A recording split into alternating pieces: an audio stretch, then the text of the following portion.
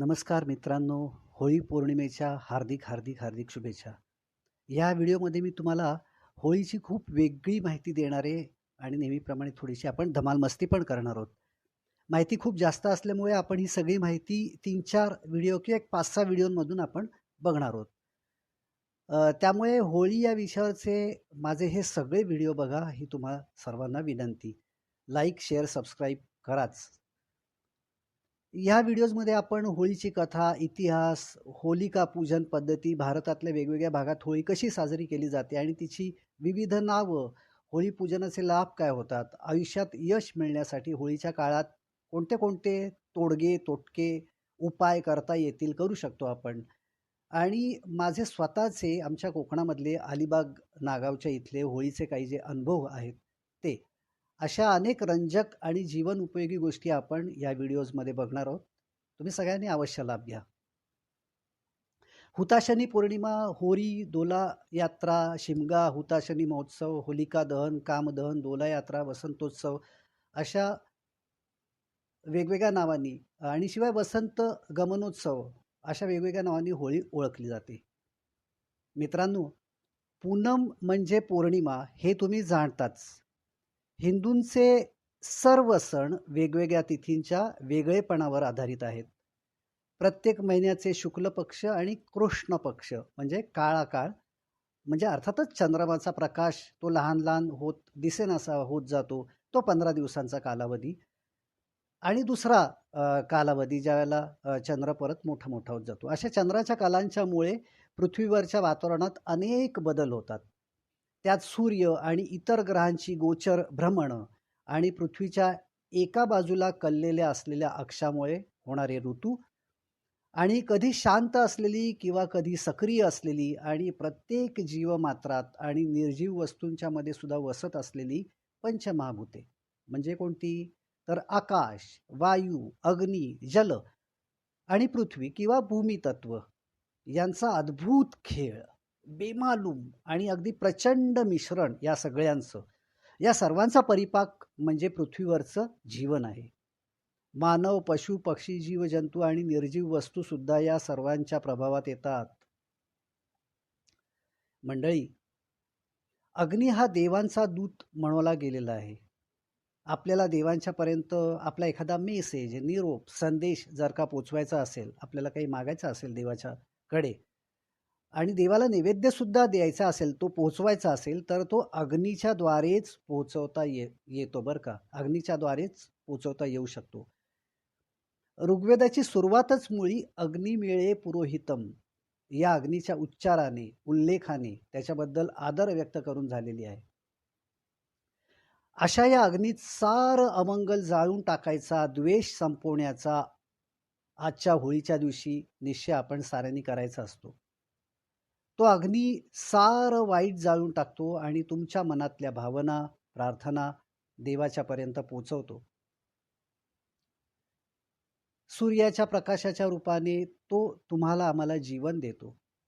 तो आहे म्हणून तुम्ही आम्ही एकमेकांना पाहू शकतो. आधुनिक सायन्स म्हणतं की प्रकाशाचा एक सूक्ष्म कण म्हणजे फोटॉन, अत्यंत सूक्ष्म कण, आपण इलेक्ट्रॉन्स, प्रोटॉन्स म्हटलेलं आहे त्यातलाच हा. तर या फोटॉनमुळे आपल्याला जग दिसतं. हा फोटॉन तुमच्या आमच्या हालचाली बघतो. पण तुम्ही आम्ही मात्र त्याला बघण्याचा प्रयत्न केला तर हा लब्बाड फोटॉन त्याची जागा सोडतो. म्हणजे तुम्ही बघताय हे त्याला कळतं बरं का मंडळी, आणि तो अति भयंकर वेगाने दुसरीकडे जातो आणि त्याचमुळे आपण त्याला कधीही बघू शकत नाही. पण हा फोटॉन मात्र आपल्याला बघत असतो मित्रांनो.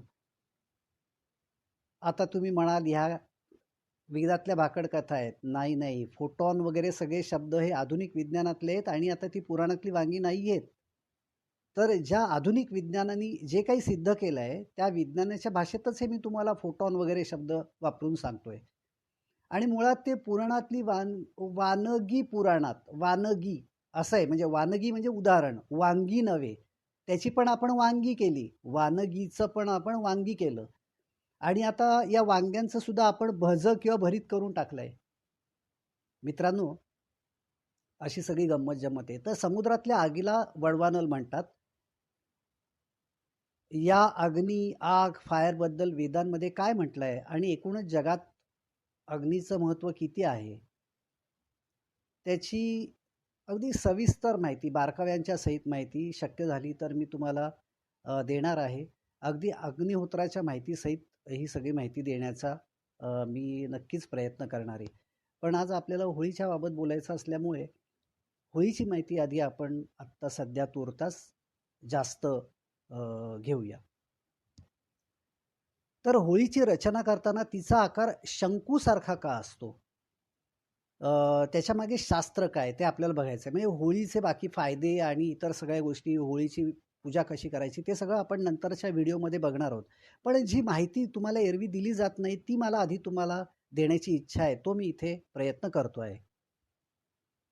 तर मित्रांनो, मंदिराचे कळस किंवा घुमट, ज्याला हिंदीमध्ये गुंबद किंवा गुंबज म्हणतात, ते, त्याच्यानंतर शिवशंकरांचं शिवलिंग आणि पिरॅमिड या 3 गोष्टींचे आकार अतिशय वैशिष्ट्यपूर्ण असतात. म्हणूनच त्यांचे चमत्कार वाटावेत असे परिणाम मिळतात. तसंच अद्भुत अनुभव येतात. म्हणजे ब्लेडला धार होणं वगैरे असं पिरॅमिडच्या खाली ठेवल्यावरती होतं. भाज्या, फळं सगळं त्यात ताजं राहतं. देवळाचे घुमट अर्धगोलाकार आकाराचे असतात आणि वर एका टोकात ते जाऊन विसावतात. असं बारीक असं टोक होतं, तुम्हाला माहितीच आहे. आपण जी उपासना, ध्यानधारणा मंदिरात करतो ती या विशिष्ट आकारामुळे अवकाशात योग्य ठिकाणी पोचते आणि याच आकारामुळे आपलं मन सुद्धा एकाग्र होतं. मन एकाग्र व्हायला मदत होते. म्हणजे बघा, एकाच वेळेला त्या आकारामुळे 2 फायदे आपल्याला मिळतात, 2 लाभ मिळतात. आणि सगळ्या धर्मांमध्ये साधारणतः अशीच रचना, त्या घुमटाची जी रचना असते ना ती साधारण अशीच आपल्याला बघायला मिळते. शिवलिंग आणि पिरॅमिडमध्ये अशीच अतिप्रचंड ऊर्जा निर्माण होते. आत्ताच मी तुम्हाला म्हटलं ना, त्याचे बरेच फायदे आहेत. मी वेगळे त्याच्यावरती व्हिडिओ करेन. शिवलिंग आणि अणुभट्टी यांची रचना खूपशी एकसारखीच असते. आणि या शिवशंकरांच्या माहितीचा पण मी एक स्वतंत्र, एक सुंदर मोठा व्हिडिओ मी बनवेन. त्यात तुम्हाला मी सविस्तर माहिती देईन. पिरॅमिडबद्दल पण एक वेगळा व्हिडिओ बनवून त्यात मी त्याची माहिती देईन. वेगवेगळ्या प्रकारचे पिरॅमिड असतात म्हणून. मंडळी, आपल्या मूलाधार चक्रात आणि मेंदूत तो बुद्धिदाता गणेश आहे. त्याची पूजा, स्मरण करा हे मनावर दरवर्षी ठसवून सांगत असते आपली भाद्रपद गणेश चतुर्थी. आगीचे दिवा, ज्योत, वात, पणती, तेल हे सारे घटक महत्वाचे तर आहेतच, पण त्यात पावित्र्य कसं शोधावं, भावा बहिणींचं प्रेम किती घट्ट आणि सुंदर असावं हे तारकांप्रमाणे चमकणाऱ्या दिव्यांच्या ओवाळणी तबकातून सांगते. तमसोमा ज्योतिर्गमय म्हणजे अंधाराकडून प्रकाशाकडे चला हे सांगते, हे शिकवते आपली दिवाळी. वाढदिवसाला दिवे, मेणबत्त्या न फुंकरून न विझवता पेटवावे कसे आणि आपल्या वंशाच्या दीपकाला, दिव्याला किंवा दीपिकेला उत्तम आशीर्वाद कसे द्यावेत हे शिकवतो आपला हिंदूंचा वाढदिवस सोहळा. आकाशातून आपले पूर्वज, देव, यक्ष, गंधर्व हे सारे आपल्या जगण्याचं अवलोकन करून आपल्यावर आशीर्वादाचे अग्निकिरण प्रेषित म्हणा, प्रेक्षित म्हणा, प्रोक्षित म्हणा करून नवसंवत्सर, नववर्षाचे आनंदाने, हर्षाने, उत्साहाने, शक्तीने जगण्याचा संदेश देतात आणि आपलं जीवन अग्नीसारखं तेजस्वी करायला आकाशमार्गे ते येत असतात. हे सांगणारा जो असतो तो गुढीपाडवा आणि त्यासाठीच आपल्याला गुढी उभारायची असते. माझ्या प्रिय मित्रांनो, जीवनज्योत ही काही फक्त माणसात नसते, ती प्राण्यांमध्ये सुद्धा असते. त्यामुळे प्राण्यांचा आदर करा, त्यांच्यावरती प्रेम करा. हे आपल्याला हिंदू धर्मातली नागपंचमी आणि बैलपोळा हे 2 सण शिकवतात, आहे की नाही? किती सुंदर रचना केली गेलेली आहे हिंदू धर्मामध्ये या वेगवेगळ्या सणांची. आणि मित्रांनो, एरवी बोंब मारणं वाईट, पण आणि एरवी शिव्या देणं सुद्धा वाईट. एरवी आगीचे लोट उठलेलं बघणं सुद्धा वाईट, पण आग सुद्धा आनंदाने कशी लावावी, मनातली घाण, कचरा या एका दिवशी गमतीशीर फाका घालून, शिव्या देऊन बाहेर कसा काढावा आणि आगीच्या ज्वालांमध्ये जाळून कसा आणि का टाकावा आणि जीवनाच्या या सप्तरंगी इंद्रधनुष्यात प्रचंड तेज, ओज, आग लपलेली आहे. आज हे रंग कसेही उधळा, पण रोजच्या जीवनात ते योग्य ठिकाणीच वापरा, हे शिकवते ती होळी. आणि त्यानंतर रंगपंचमी. मंडळी, आणि अजून तुम्हाला गमतीने सांगायचं झालं तर एरवी स्वतःच्याच पोळीवर तूप ओढून घेणं वाईटच, अगदी वाईट. पण आज आज म्हणजे होळीच्या दिवशी पुरणपोळी दुधात मस्त बारीक कुस्करून हवं तेवढं तूप त्याच्यामध्ये ओढा. मंडळी, त्यातली हरभरा डाळ पचण्यासाठी हे तूप आवश्यक आहे.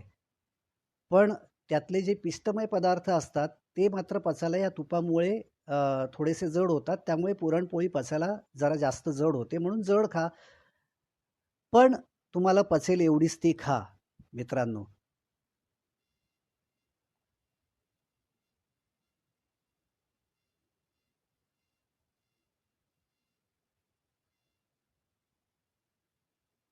आणि ती खाल्ली की थोडासा फेरफटका मारून या, आणि ती पचेल असं बघा. या डाळीचा जो कट काढला जातो ना मित्रांनो, त्या कटाची जी आमटी बनवली जाते, ती आमटी ही पुरणपोळी पचायला मदत करते. इथे एक तुम्हाला गोष्ट सांगावीशी वाटते पुरणपोळीची आठवण झाल्यावरती, की समर्थांचा शिष्य होता कल्याण म्हणून, कल्याण. तर तो गडाच्या खालून अगदी वरपर्यंत खूप मोठे मोठे, अगदी प्रचंड असे मोठे हांडे घेऊन वरती तो सज्जन गडावरती, म्हणजे समर्थ आणि त्यांचे शिष्य वगैरे वरती असायचे, त्यांचा तिकडे साधनाभ्यास चालायचा. तर तिथे समर्थ शिकवायचे आणि शिष्यांना. तर तिथे तो त्याच्याकडे एक काम दिलेलं होतं, एक ड्युटी होती, एक कर्तव्य दिलेलं होतं, की रोज सगळ्यांच्या पुरेसं पाणी त्यांनी वरती घेऊन यायचं. तर एवढे मोठे मोठे हांडे तो वरती घेऊन यायचा. आणि तो काही इथे शिकायचा नाही, म्हणजे समर्थ जे इतर शिष्याने शिकवत असत तिथे तो काही शिकायचा नाही. तर त्यामुळे सगळेजण त्याला, आणि तो मात्र भरपूर पुरण खायचा, आणि हरभरा डाळ आणि गुळाचं असं हे जड पुरण तो भरपूर खायचा. म्हणून समर्थ रामदास स्वामींचे सगळे शिष्य त्याला डाळगप्पू म्हणून चिडवायचे. तर म्हणजे भरपूर तो डाळ खातो, दाबतो चिकार म्हणून डाळगप्पू म्हणून चिडवायचे. तर एकदा समर्थ या सगळ्या शिष्यांना त्यांनी जे सगळं शिकवलेलं होतं त्याच्याबद्दल शंका विचारत होते, त्याच्याबद्दल प्रश्न विचारत होते. तर 2-4 प्रश्नांची उत्तरं ह्या मंडळींना देता येत नव्हती. जे तिथे रोज बसून शिकत होते त्यांना बरं का, त्यांनाही उत्तरं देता येत नव्हती. पण हा जो डाळगप्पू म्हणजे कल्याण, जो वर खाली सज्जनगडावरती पाणी आणण्यासाठी वर खाली करायचा, त्याला त्यांनी हे विचारल्यावरती त्यांनी मात्र याची उत्तरं पटापट देऊन टाकली सगळ्याची. म्हणजे तो स्वतः तिथे थांबून बसून इतके दिवस बिलकुल शिकलेला नव्हता, अजिबात शिकलेला नव्हता. तरी पण केवळ येता जाता त्यांनी जे ऐकलेलं होतं त्यावरून त्यांनी एवढी सगळी उत्तरं बरोबर दिली. म्हणजे त्याची भक्ती किती होती, त्याची एकाग्रता किती होती, समर्थांबद्दल असलेलं प्रेम किती होतं, हे तुम्हाला यातून नक्की कळेल. तर मंडळी, आपण अजून होळीच्या बाबत माहिती घ्यायची आहे पुढच्या भागामध्ये.